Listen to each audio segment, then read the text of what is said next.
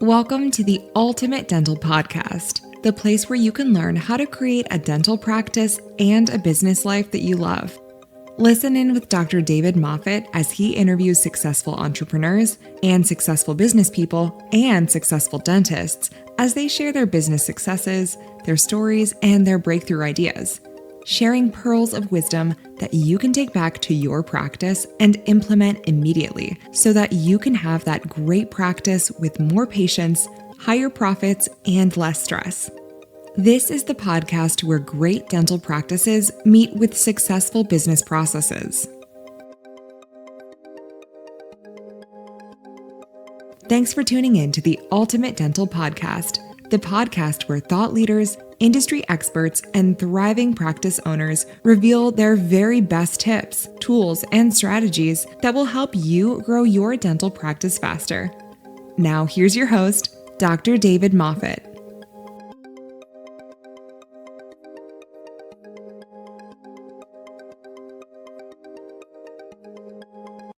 Hi, everybody, and welcome to today's episode of the Ultimate Dental Podcast. I'm your host, Dr. David Moffat. I'm here in Burrawang in New South Wales. It is coming up to 1 p.m. Tuesday afternoon, and gives me great pleasure to welcome to the studio all the way over in Post Falls, Idaho, USA, Lorie Streeter. So, Lorie, what time is it there? Well, it just happens to be just before dinner time on Monday, which is 7 p.m. Very close. Yeah, I tell you, most Americans I know don't like the fact that they're behind the rest of the world when it comes to time zones. But you know, as you would know, if you fly from Australia to the US, you can actually land before you took off because you get that day back when you cross the date line. Amazing. It is just That's the world. amazing. I Anyway, love it. it's great to catch up with you because we were talking before, you've been in the dental industry a long time. You've been a long-term advocate for helping dental office managers, but you're in a new role now with Yeah. Max Assist, it's called, isn't it? Yes. Yeah. It's not so new anymore. I've been here almost a year, but yeah, I mean, 35 years in dentistry and spent a lot of that as a dental office manager myself. And, just really understood how on an island, a lot of times office managers can feel. So I've tried to be an advocate or be my own best friend, I guess you could say, for a lot of years. And what would I need and what would I do? And I don't know, it's been a great career just being able to serve them. So office managers can come in all shapes and sizes in terms of the duties that they have and the responsibilities they have. I've seen dental practices that might have 3 staff and one of them's an office manager Yeah. and then the dentist, but then you can be managing a fairly substantial sort of team as well. Is there a sweet spot as to when a dental practice needs an office manager or needs to allocate duties to someone that the dentist shouldn't be handling? That's a great question. No one's ever asked me that question. I love that. So here's my answer to a sweet spot. I think there's probably a technical answer like, yes, once you have 2 people up front, one of them should be the office manager.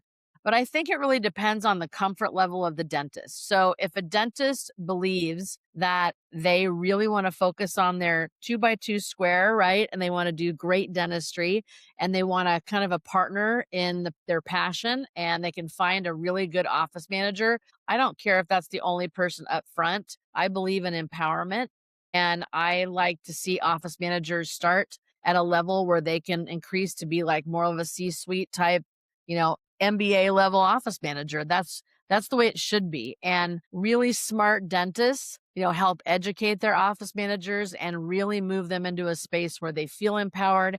And most of the great office managers that I've had the pleasure of knowing over the years treat the business like it's their own. And I mean, to me, doesn't matter how many are up front. If you get somebody who's willing to do that, you're golden. So that's what I would always look for. Well, it's interesting you use that term, treat the business like their own, because that can actually apply to all employees in a dental practice Yes, or in any business. that's so true. If they're invested in the business they work for, they will give it 120% all the time. Yes. And so they're the kind of people who take, I guess, the role of office manager as like to heart. I'm here to grow this business and to help the success of this business because, ultimately it may be a small business, but the result of a successful small business is that it makes money. It can invest in more for the business, but it can also invest in the community and in Yes. employing people and spending in the community as well. So there's so many benefits of working in a successful business. The first one is that there's no financial stress because you're not having Right. to make payroll. And so let's all work for the success of small business. But you reminded me of something that because I bought a practice as a branch practice and it was just one man, one dentist with one employee only, a dental assistant who did everything. But one of the funny things when I took this practice over, he had a checklist of every duty that had to be done. And he didn't do any of it, but it had to be ticked off by her. It's kind of like, well, if you didn't do it and it's not ticked, then she hadn't done it. I'm thinking it's like there's only Right. two. But it taught me the importance of checklists, even in that sort of small environment, because you've got to make sure, it has to be done. Yeah. So, Absolutely. I see checklists flying all over the internet, right? People are always giving a checklist for this and a checklist for that. I think part of the reason, and I'll be very careful not to make this a commercial, but part of the reason I was so intrigued by the company that I went to work for was because their AI part of their software actually creates a checklist. So I am a strong believer in that. And I think that even in the best of times, we office managers tend to wear 12, 15 hats. How can you possibly remember to do everything? I mean, OSHA, HIPAA, compliance, you're trying to, make sure the schedule's full. They're literally the gatekeeper of all things, right? They're trying to keep out the people they don't want, bring in the people that they do, and they're the keeper of first impressions. So, not to be redundant, but I think checklists, in my opinion, for me, I'm a good checklist person. I always like a good checklist. I want to know what I'm doing. I also want to know the most efficient way to do it. So I think it's really important that it's great to make a checklist, but make sure there's an efficiency to the process so that we know that the checklist is also giving you the right things to do at the right time. And that comes with time and grace and energy and sometimes good systems too. well, you're right. A checklist can be overwhelming if it's too long, and it's like clutter. It can suffocate you if it's too long. What have I done? The Right. best checklist I've ever seen is only two things, and that is one, make a checklist, two, check everything off, and then three, have a rest. Yeah, no, I love that. And I think it's so funny because I think of how many sticky notes I used to have on my computer. You know what I Mm. mean? Like as a dental office manager, I don't even want to give this away, but when I started at my dental practice, I was 20 years old and there was no computer system. There was just a pegboard. And I convinced my doctor, I'm like, everybody is going to a computer. You have to use a computer. So I got computer age dentist. And I'll never forget, I had to hand enter every single patient, every single balance. I had to put everything in. So I was, like the data queen at that time. So I'm putting everybody in and we got done and it's like, how did it go? And I'm like, well, I think it's good, but I found $80,000 that's on the books that we didn't know was there because you're doing everything manually. And so that's how old I am. Or how young I am that I was able to implement computer age dentist into my first practice because I treated it like my own business. That's why. Well, yeah, there's not many people like you who do that. It's one of those things that when you take it on board yourself and you want to be successful, then everything around you has to rise with you.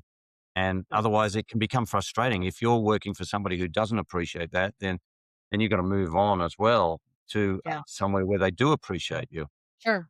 Sure. And dentistry is good because it is a small business, so it is easy to achieve and grow. I tend to find sometimes the stories I hear in non-dental but corporate worlds, Yeah. sometimes people are just treading water and just making meetings because they're getting paid well, but nothing appears to be getting done except more meetings. And that Yeah. would be frustrating as well. So Yeah. you can see it straight away with dentistry. If you put in the effort, you can create something really good. You did it in the office, but also let's talk about a good functioning dental office, a dental practice, will Mhm. also have much better patients because they also understand this place knows what it's doing. And Yeah. that's really, really important as well. You can be a great dentist with bad systems and you've got a bad business. You can be a Yeah. lousy dentist with good systems and you've got a good business. Yeah, it's systems are everything, and it's so amazing that a lot of times office managers, they'll say they'll burn out, and most of it's because they say that, well, they couldn't handle anything,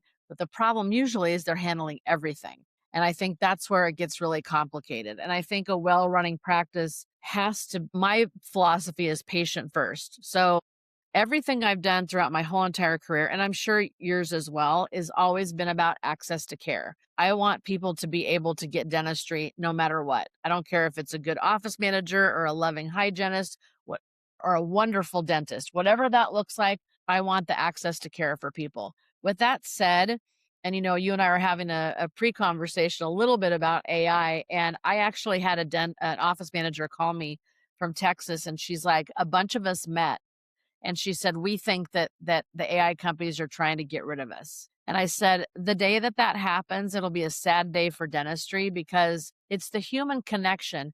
I remember when I was in a practice, I was pregnant with my son, my only son, and my patients were bringing me like they were knitting blankets, they were giving clothes. It was like I was their family member and they were bringing me like my shower gifts. And we don't want to lose that connection. We want to automate the things that make sense to make the practice more profitable, more efficient, less stress on the front team, more flow on the backside. The whole thing should run better with good systems. But we don't want to lose that patient connection because the minute we do, we dehumanize dentistry. And I know there's all kinds of robots out there that say that they'll be doing dentistry in a few years. And I'm like, I don't want to see that yet. I want to keep the human connection because I think it's the most special part of dentistry.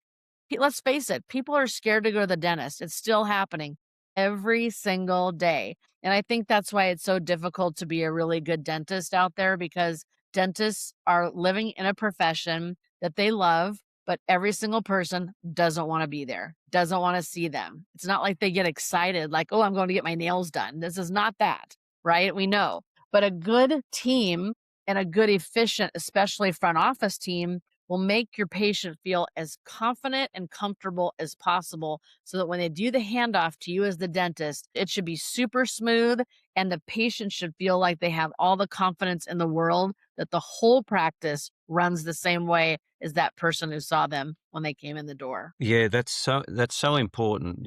When I finally worked out that I needed a system for the customer service that I was trying to deliver, because without a system, I was missing things. And then Sure. I put things into 5 steps that a patient went through, 5 building blocks. But the ones that always get missed is after the after the patient has called the practice, but when they arrive and then before they meet the dentist, they're forgotten. So when in my family, when my wife, she was a school teacher and then she became a mother, and then as the children got old enough to find their own way home from school, she migrated to like a parents association at the school, and I go, hang on, this is not where your special talent is. You need to come and work at my practice. She said, what am I going to do there? I said, I just want you to be a concierge. And she goes, a concierge? What do you mean? I said, I want you to just greet patients. You're not working in the office. You're just greeting people and you're just schmoozing and Yeah. keeping them elevated. Because you're Yeah. right. Nobody wakes up on a Monday morning and looks in their wallet and goes, you know what? I've got $500 left from the weekend. I'm going to see what I can go down and buy at the dentist today. Nobody says that. It's like, that's not how they think. Yeah. I What if love the it. dentist got any specials I can have today? It doesn't work that way. So that schmoozing keeps the patient elevated at that high level. I've come in, I've been greeted, and now there's somebody here to sit with me and visit, and let's have a coffee and a biscuit until the dentist needs me, instead of like, why is the dentist running late?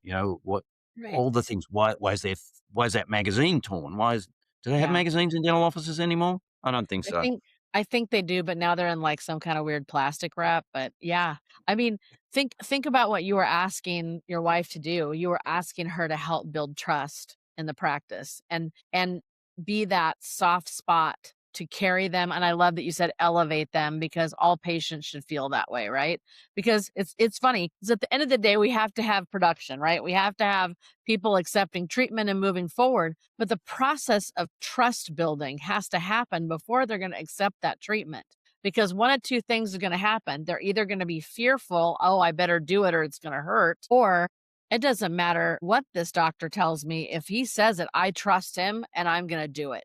And that's what you want. I mean, and I think most good ethical dentists out there know that, if they build that rapport and that relationship with that dentist, that the team has to carry it all the way through. It's so important. But you're so correct.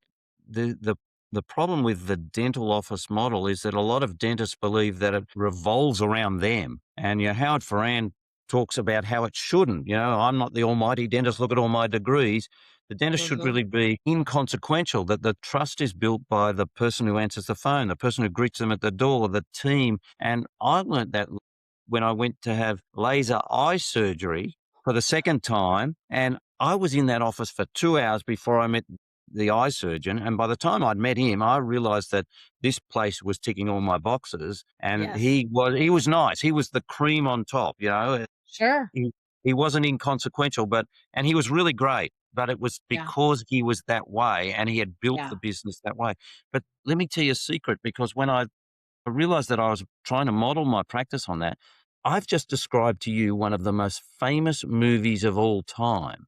And people go, what? It's in a movie? And I go, yeah, it's The Wizard of Oz, because Dorothy doesn't care that he's just a little old man behind the curtain. It's the journey along the way that she knows he's the only one who's going to get her back to Kansas. And so by the time she meets him, it's just, I've just got to get in that balloon with him and off I go. Yeah. And that's how we should, as dentists, we should be backseating us as dentists and let the team build the trust. And when we do that, people used to come into my office to buy a bottle of Curacept and be there for an hour talking to the team. Yeah. Showing them stuff they'd made, doilies, kids, grandkids, photos, all that sort of stuff. Yeah. My patients would come in, and we have, in the area that I was raised in dentistry, it was in California, there was tons of farmers. So you always knew what season it was, because they would bring a crate of fruit or they would bring whatever they were growing, and we were list along their stop, right? I want to make sure this gets stopped at Dr. Baird's office. And I loved it. Something you said that was so interesting about The Wizard of Oz. So think of the other big important piece of The Wizard of Oz, when Glenda says to Dorothy, you had it within you the whole time. Like you could just click your heels, you could go home. But the point of that, if I were referencing metaphors here with dental offices, is that I think that really speaks to the culture for office managers too. There's office managers out there. I'm not saying everybody, but if you stack out 10 office managers, 7 or 8 of them are going to be really stellar. They're going to really have what it takes. But it takes a really good wizard, a really good dentist to unleash that within them. And I think some of that comes from, and if your listeners, be careful. I know where I'm treading. You have to give up a little bit of grace and say to them, I'm going to empower you to make this decision. I want you to these are the decisions that I'm okay with you making, as long as I know that we're aligned. And that's so important. If you understand what your dentist is looking for, their goals, their outcomes, their culture, or if they're a servant leader, all the things, if you know what they want, the whole checkbox, then you can lead that way. And if you're empowered to do it, it takes such a strain off the dentist so that they can just simply do the dentistry that they love. So I'm all about giving more responsibility, not workload, but responsibility to the office manager so that they can make a great decision. Because a lot of times they're not doing the best part of an office manager that's overwhelmed or doing too much is when they stop doing that. And they can see that they have space to make really good decisions. I love that, because you do get, as a dentist, you will, I can remember people who come and they're fearful of making a decision in case they get it wrong. But the reality of it is that 9 times out of 10, they will make the correct decision. It's just, how do we get them to do that? The way I used to do it was tell them I was busy and could they come back at the end of the day, and because nothing was that urgent really, and we would review it at the end of the day. So I say, what was that thing you wanted me to look at?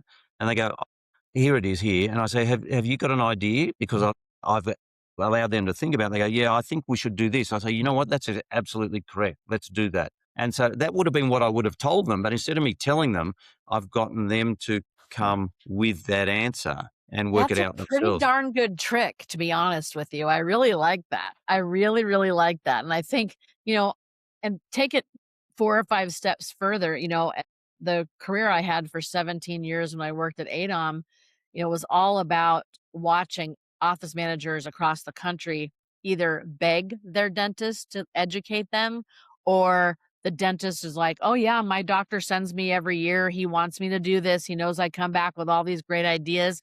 It was so interesting to watch the different levels of trust and empowerment that these dentists would afford these office managers. And it was all over the board. And the ones that came that their doctor just had trust in them. And you were talking about checkbooks earlier. They come with their credit cards now, right? They show up their credit card. And if something, what blew me away is, I'm sure everybody's heard of Pearl AI. So like their first time at ADOM, they were like literally selling the like right there at ADOM. And other companies are like, I can't sell my rock. Why are they, why are they selling something that's clinical that the dentist is going to use?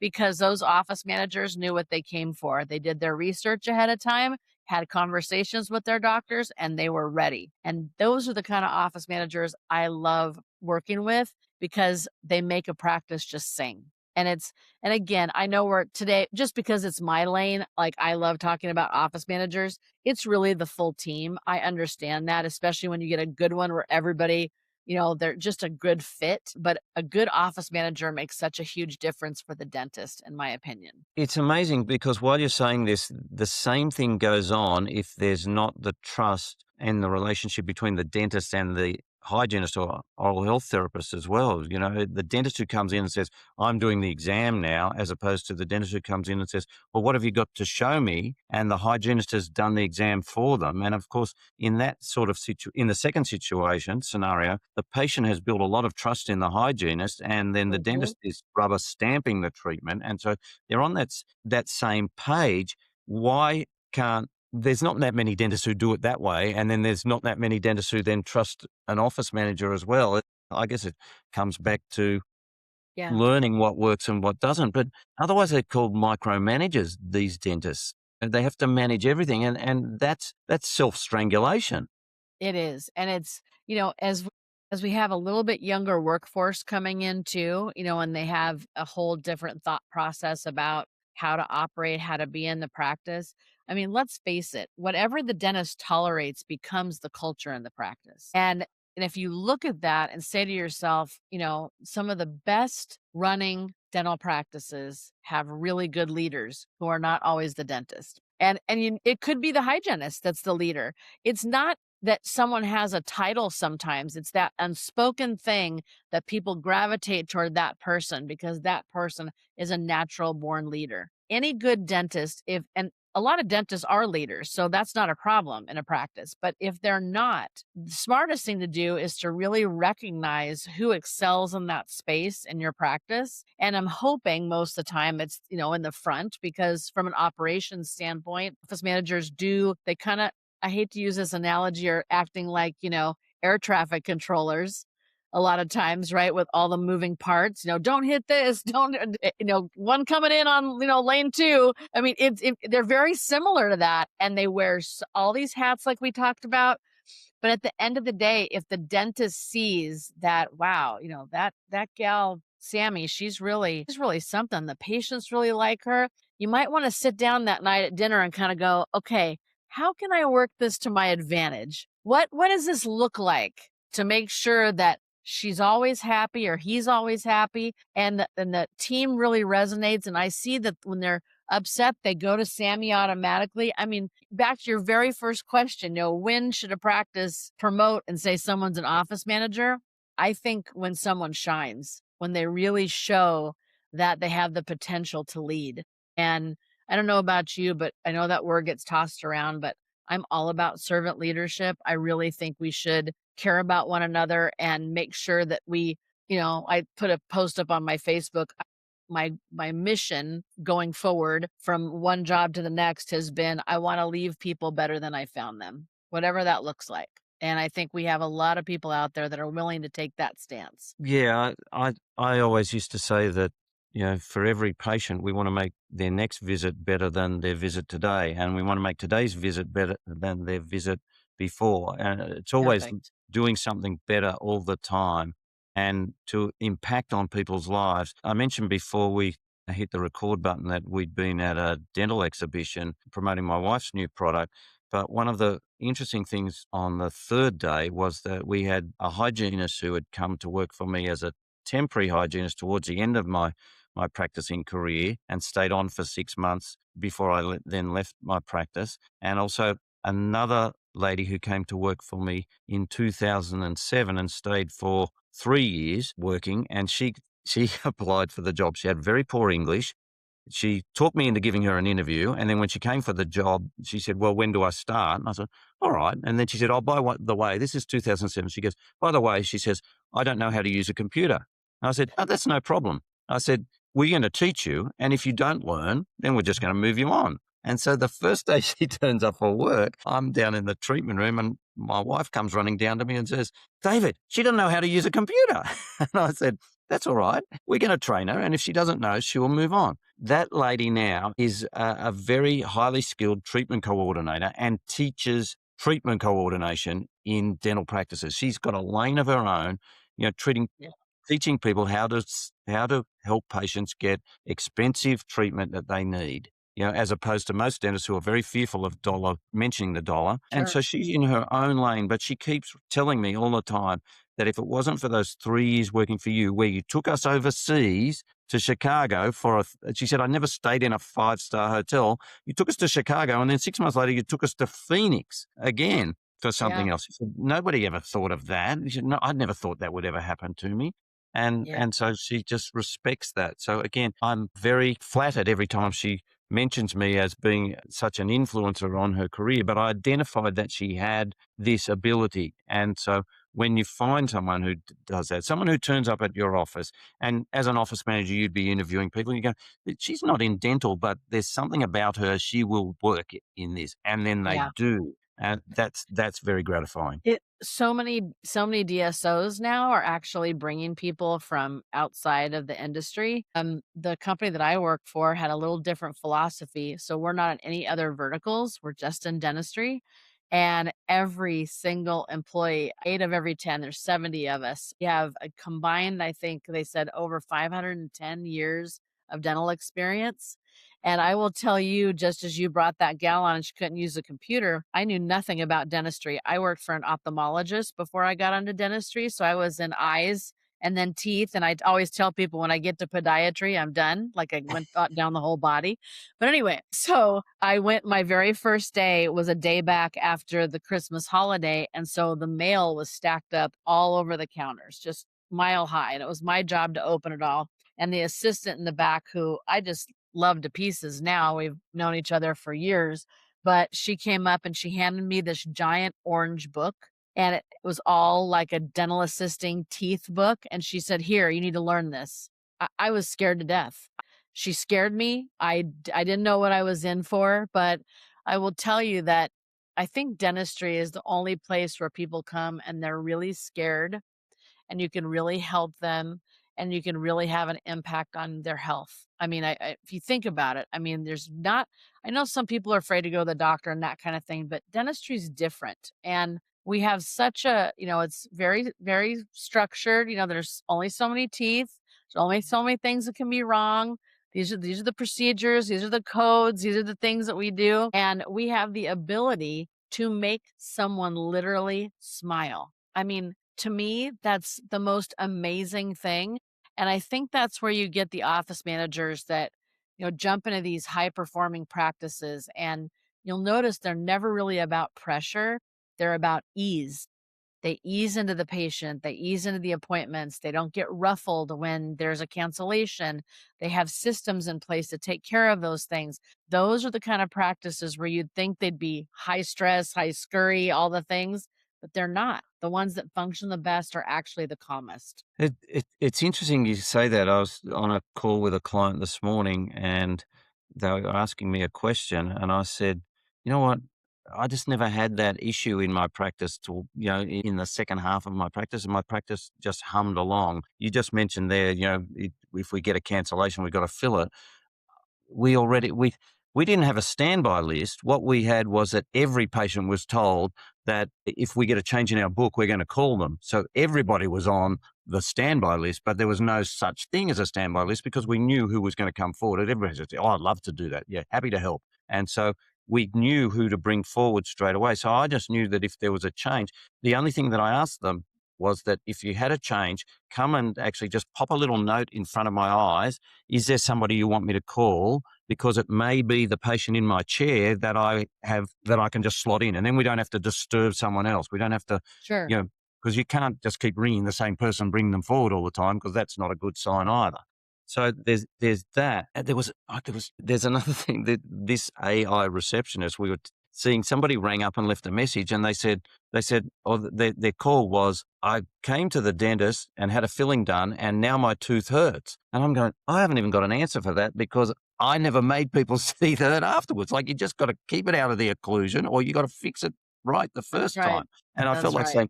I felt like having the AI say, "Well, you've got a bad dentist. Don't even come here. We're obviously not good enough for you."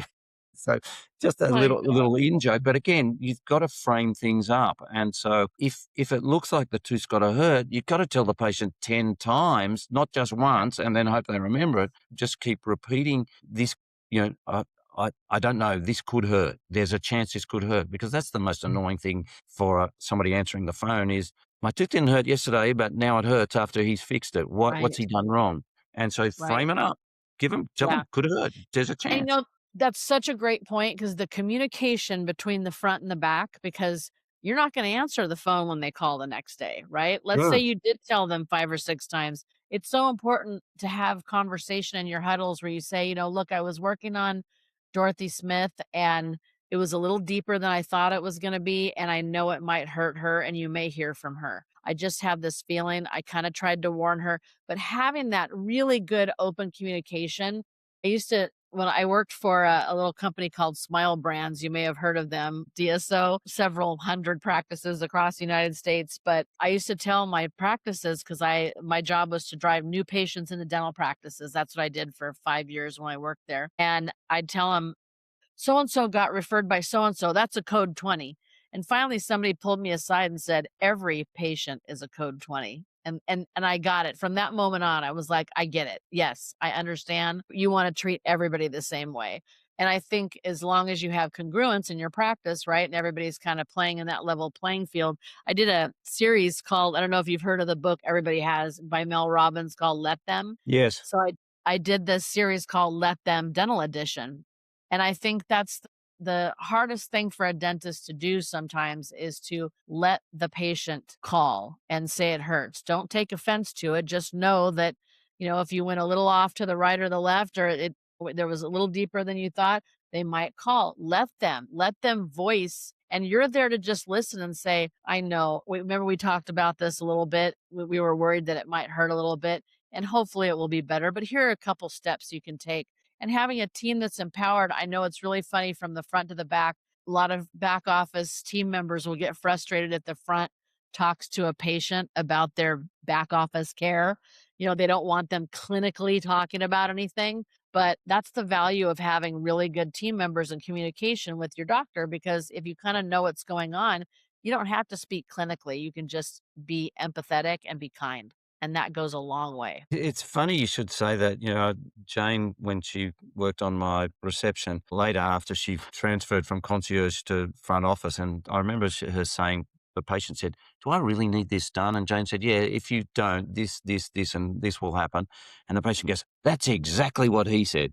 So everybody needs to be singing from the same hymn book. Yeah, congruence is a big deal. I mean, it's like you saying black and someone saying white. I mean, when you're marching in the same direction, everybody knows it. Have you ever had those days in the dental practice? And I know you have, probably as a speaker for sure, and a trainer and a coach, where you get done and you're like, I flippin' killed it. This was so good. Like, I did so good today.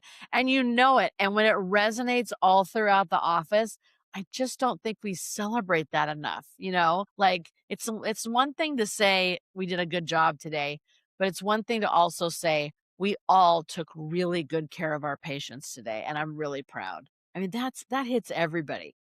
Yeah.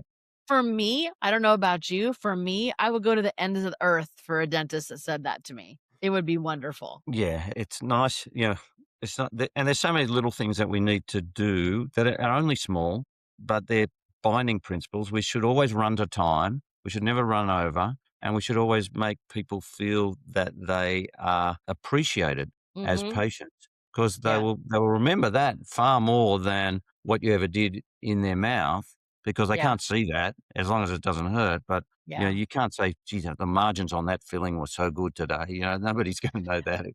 You can take photos or you just can't do that. But making people feel valued, and again, your team as well, really, Yeah. really important that people feel appreciated. And one of the things I really emphasize, and I see some weird things in dental offices. Haven't we all?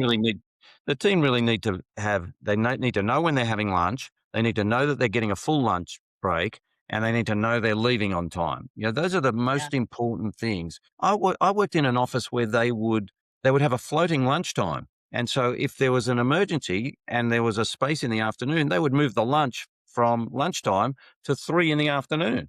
Yeah, well, you got your lunch, but I know you've been here 6.5 hours. That is so bad. What if they got a doctor's appointment or they're meeting somebody or they've got to, Yeah. you know, go and And post something? such a good point. And then a doctor wonders why they have a team problem. They don't Mm, have a team problem. They have a standards problem of things they haven't implemented yet, right? yep. So it's amazing to me how some dentists don't see what's going on right in front of them. I mean, if you boiled my entire career down to like a sentence, it would be treat people the way you want to be treated, your team included. Empower the people, leave them better than you found them. Educate them. If they can't use a computer, teach them how to use the computer. If they still fall off the bicycle, like you said, move them on down the road. Linda Miles used to say, I'd love to give you some time off so that you can go find a job that you'll appreciate. Or she used to say something really clever like that. And I just used to love it. All the friends that we were talking about earlier who have been in dentistry for a long time. I mean, I literally grew up with icons, the Fred Joyals, the Janice Hurleys, Linda Miles, Roy Shelburne. I mean, I could go on and on and on. And we're so lucky because those people laid a foundation for the speakers and consultants of today, where you and I are having conversation about, hey, Lorie, we built this. It's this cool AI tool. And I'm like, yeah, I work for a company that has AI, but those things are all wonderful, and all the commerce and things that we can do nowadays, wonderful. What will never change is how we make a patient feel when they leave our practice, how we leave team members feeling being in our employ. So, so important. And I think the biggest lesson for me, at least in the last year, has been, it's not necessarily ever a doctor saying, well, my employees, I don't want to teach them anything. I don't want to, they're not usually doing that. It's more of a fear. Like, I don't want to train them and have them go someplace else and, ask for more money or do the things. And I think there's far too much fear floating around dentistry than there needs to be, if you ask me. There's a line, I don't want to train them in case they leave, but what if you don't train them and they stay, you know? By far the worst. And what's that? I love the fear analogy, false evidence appearing real. Come Oh, on, yes. it's not always gonna happen. I mean, can you just tell me if I'm wrong. If I'm at a dentist office and the dentist says to me, "Hey, Lorie, there's this amazing meeting. It looks really great. I'd like to send you. I'll pay you for your time. I'll pay your flights, your hotel. I think it's decent for you to be out of the office for those 3 days for what you're gonna bring back to our practice." If someone invests in me like that, I'm not going to turn around and go, oh, and now I'm so smart, I'm going to go look for another job. I'm going to say, my goodness, this doctor believes in me. I think a lot of times people get it wrong. They're not going, it's building loyalty, not losing it. So Mm. I just think we have to lose the fear. My famous saying is fear is for fools and lion tamers. A lion tamer needs to use fear, but a fool, no. We don't need that. I love it. I love it. I've never seen a scared lion tamer ever. That's right. That's right. You can't. They know. They know that you're afraid. So, look, I'm not telling people. I know bad things happen. I know people embezzle. I know that things happen. You hear the worst of the stories, but the best of the stories hardly ever get told, right? And we want to have the best stories. And I think more times than not, at least a decently good percentage of people out there really care about each other. And if you can get a great office manager, I don't think it's ever too early to give them the time. I was a one-person office and I had the title and it changed my whole life. And I've been in dentistry for 35 years. I'm a living example of what empowering somebody can do, honestly. Mm. Well, you are. Tell me, let's talk about um, in network and out of network and insurance. My Is it favorite. is it more fun to work in a fee for service practice that's out of No, network? no. You'd rather work in an in network practice? No, just no to all of it. I don't want to Mm. do any of it. And what's so funny is that no one ever asks me about insurance because they know that I can't stand the whole conversation. So I am very dear friends with Teresa Duncan, and I have a huge high respect for her business acumen.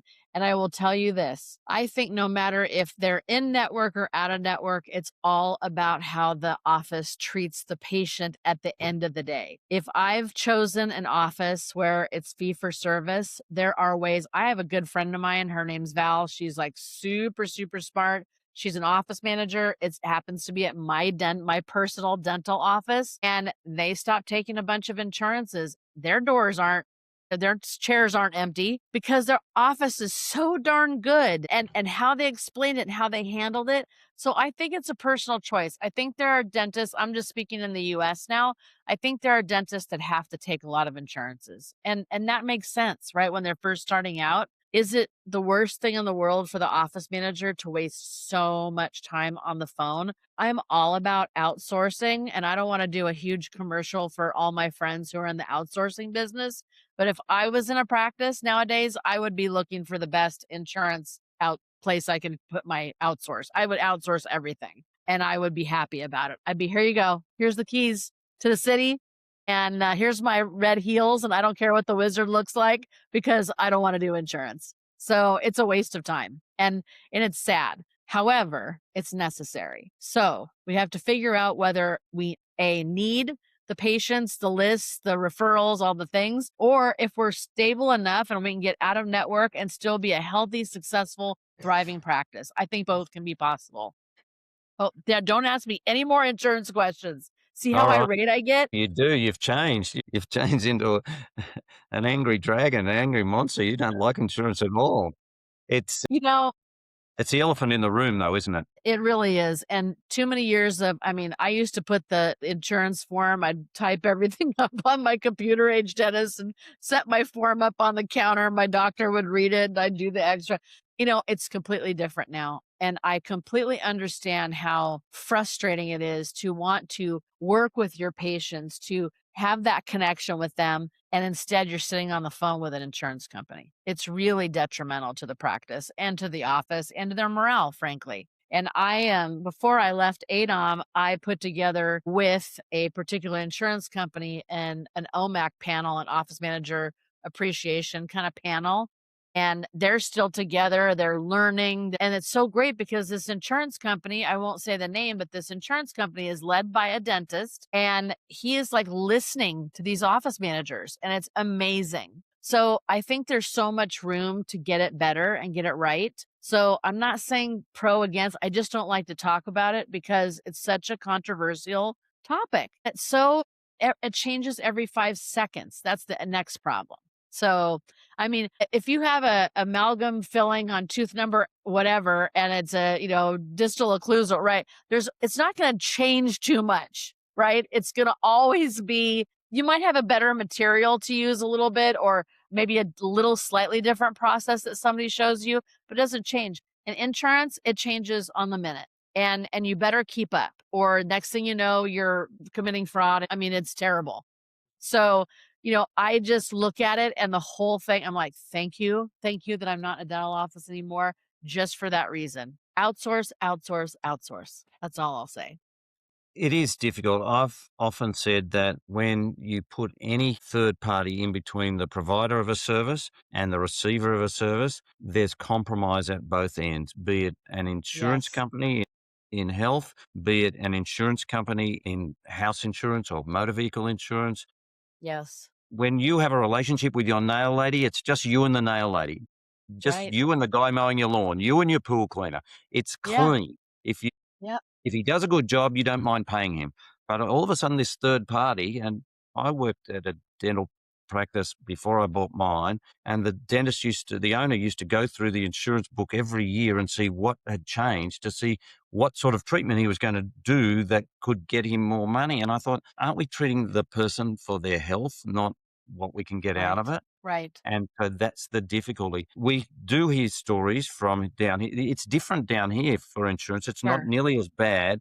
Plus, there's no having to verify things with somebody on the phone who's not a dentist who works for an insurance company. It's often just swipe the card and they just look for, now everything's computerized. They just look for patterns. If there's a Sure. if there's a spike in some pattern, how come all these patients in your practice that are in insurance are getting oral hygiene instruction, but the ones who aren't in insurance aren't getting oral hygiene instructions, Right. or the ones who are in this insurance aren't getting oral hygiene instruction because one pays and one's not? That's a red flag, and so you've got to watch Yeah. those sort of things as well. So it's The 2 words that scared me the most in my, in-office dental career, and I was in a practice for 12 years, the first part of my career, Delta audit. Those were the 2 scariest words, Delta audit. I'm like, "What? What are they gonna do? What are they looking at?" I mean, that's the thing is that I think we talk about the things in the practice that we can control. And, people ethically, for the majority, are trying to do the very best that they can. But if they keep shifting the target and keep moving the rules around, it's very difficult to stay compliant all the time if the rules are always changing. So I would really like to see things steady out there and people get, because now there's a billing company literally on every corner, and I'm a fan of a few different ones in the US, and I think they do a fantastic job, and I think it gives the office manager and the team their life back to a degree. Yeah, having worked in my office where insurance was there, but it wasn't the primary driver.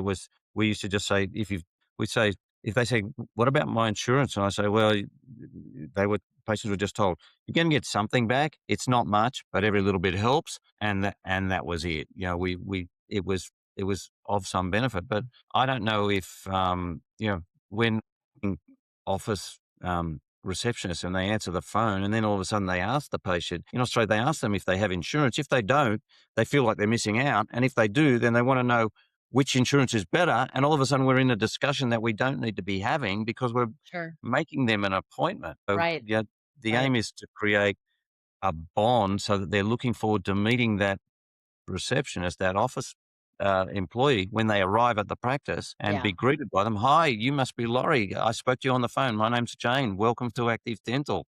It's, Yes.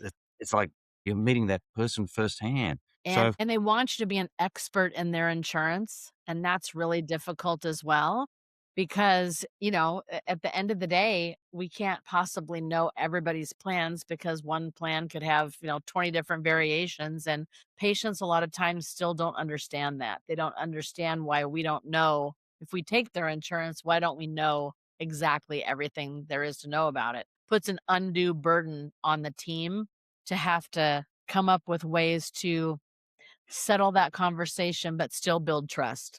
It's a yeah. real challenge. And I guess, Laurie, it comes down to the fact that whether we're even talking insurance or whether we're just even talking the cost of their health, the diagnosis should be this is what you need to get your mouth back to health. Yes. Then this is how much it's going to cost you. Then let's work out how we can get you to have that treatment, and afford it in an appropriate. But I used to tell people, I will diagnose as if either you're a millionaire or it's free because that's what you need, and money's not the object. It's about getting you back to health. Then, if money is the issue, then we will discuss that second. But I won't pretend to guess how much money you've got when I make a Right. diagnosis. Yeah. No, that's I wish more dentists would say that to patients. That's a beautiful way to look at it. That's great. Love Well, it. Yeah, ultimately, I used to say, and you have to be gentle and not creepy, but I used to say, if you were my aunt, if you were my cousin, if you were my niece, this is what I would recommend for you. All right, and then in the mail as well. So if you're my relative, I'm going to tell you the best. Yeah. All right, and then we just age it depending on Yeah. if you're a generation higher, same generation, whatever. This is what I'd be doing for you. If you're my niece, this is exactly what I'd be recommending for you. And Yeah. they like that trust. It's funny. After 35 years, almost 37 years in dentistry, I think the most expensive thing in dentistry is silence. So if you as a dentist are not articulating those kind of things to your patients, it costs. It costs everything. It costs the trust, it costs the team. And at the end of the day, how many dentists go through dental school and they put you through a communications course? Did they put you through how to propose treatment? I think they do now a little bit more than they used to, but I'm old school. Like my doctor smoked in the office years ago, so it's been a while, but we won't even go there. But I think at the end of the day, a lot of things were different, and I think I always put in my bio. I'm a certified therapeutic coach, and stonewalling patients and not talking to them and not giving them the answers that you're looking for. I want somebody to say, if you were my daughter, this is what treatment I would propose. If you were my mother, and if you're a stranger on the street, I'd tell you the same thing. That's the beauty about dentistry. It's not always black and white. And I think companies like, my friends at Pearl and Overjet and all these places that are, helping diagnosticians become better diagnosticians. I think those things are great. The hardest thing is what you got to take the thought process out of the equation to say, we're showing them something on a computer screen because that's what people believe now. And I'm such old school. I want them to believe us. I want Oh, them to believe what I say is the dentist or the office. That's I'll never change. I might get swept out with the old news, David, but I'm not going to change. I want the trust from the patient. Laurie, the best advice I ever had in the first year that I graduated, I had a patient and he just went like this to me as I was talking to him. And he goes, "What's with all the options, doc?" He says, "You're the guy in the white coat. Tell me what I need to do and I'll get it done."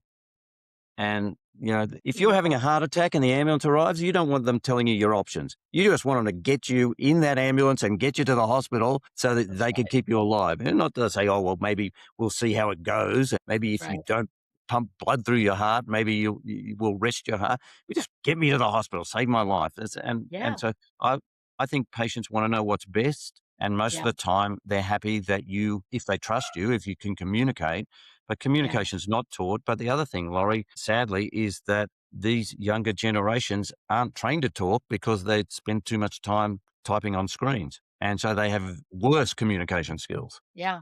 No, I agree. So for those maybe young dentists in your podcast listeners group, listen up.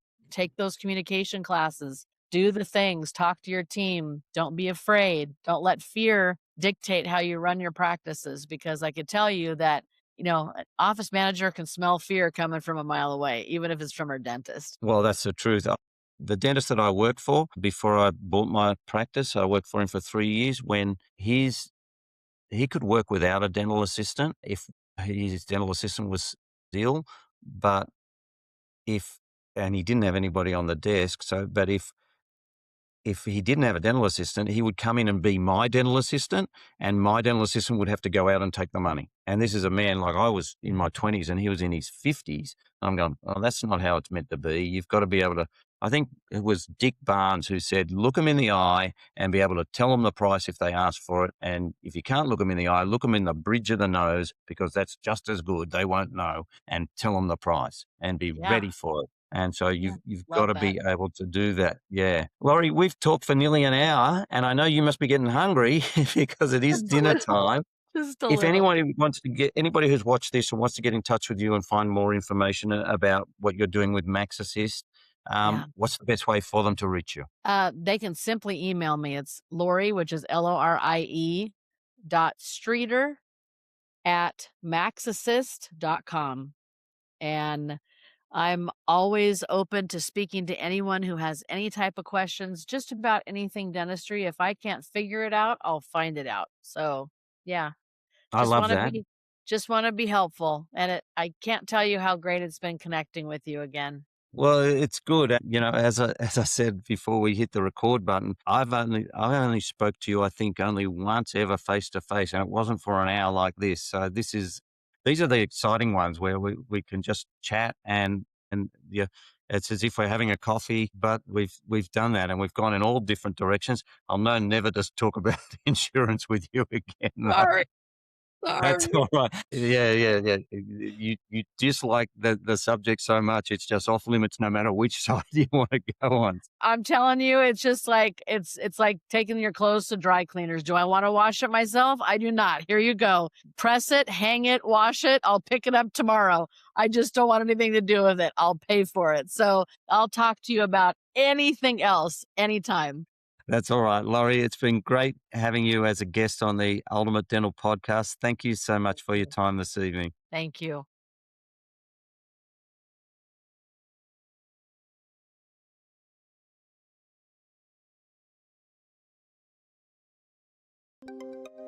Thank you for tuning in to another inspiring episode of the Ultimate Dental Podcast. We appreciate each and every one of you for being a part of our dental community and joining us each week on this incredible journey. If you found value in today's episode and you don't want to miss out on future episodes packed with expert insights and actionable strategies, here's how you can stay connected with us. Firstly, hit that subscribe button. Whether you're listening on your favorite podcast platform or watching on our website, subscribing ensures you'll never miss an episode. Secondly, share the love. If you know a fellow dentist or colleague who could benefit from the wisdom and knowledge that we share here, please share our podcast with them. Also, please share the podcast on your socials by simply clicking on the social icons wherever you view or listen to this podcast. Together, we can all do our bit to elevate the dental profession. And finally, stay engaged with us. We love hearing from you.